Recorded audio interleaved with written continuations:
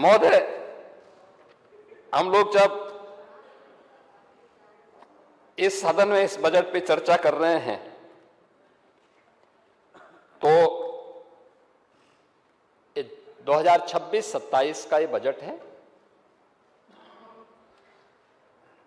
और 2026-27 के इस बजट के बारे में मैंने जो बताया कि देर रात्रि में जब भी मैं अगले दिन के बिजनेस के बारे में संसदीय कार्य मंत्री को बातचीत करने का प्रयास करता था 8 साढ़े 8 बजे, एक दिन मैंने 9 बजे के आसपास किया तो पता लगा मतलब मंत्री जी सदन में हैं, सदन चल रहा है।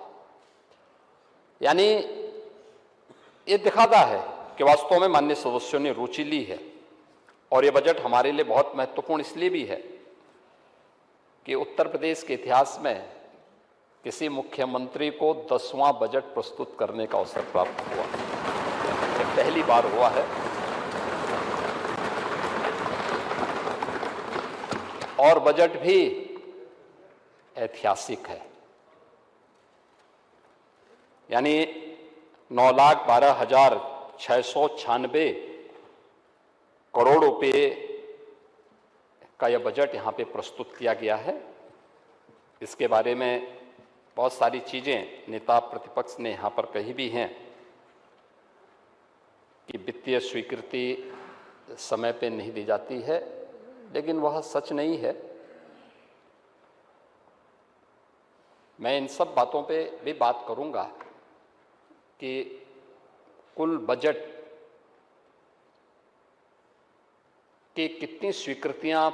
पहले की सरकारों में जारी होती थी और कितना हमारे सरकार के समय जारी हो रही है और कितना पैसा खर्च हो रहा है। सदन की कार्रवाई में जो अनुदान मांगों पर विभागों के जो विभिन्न विभागों के अनुदान मांगों पर चर्चा होती है, उसके पीछे का उद्देश्य भी होता है, एक गाइडलाइन होती है और गाइडलाइन इस बात को लेकर होती है कि बजट पास होने के बाद 31 मार्च के बाद जब पहली अप्रैल से नया वित्तीय वर्ष प्रारंभ हो तो सभी संबंधित विभाग अपनी कार्य योजना बना करके, वर्ष भर की कार्य योजना बना करके उसको व्यवस्थित रूप से लागू करने का प्रयास प्रारंभ कर लें। अगर पहले से कार्य योजना बनी होगी तो उसकी गाइडलाइन के ही अनुदान की मांगों पे चर्चा होती है कि अनुदान की मांगों को हमारा क्रम क्या होगा, किस किस मद में कितना पैसा जाना है और उस पैसे को खर्च करने की हमारी प्रक्रिया क्या होगी।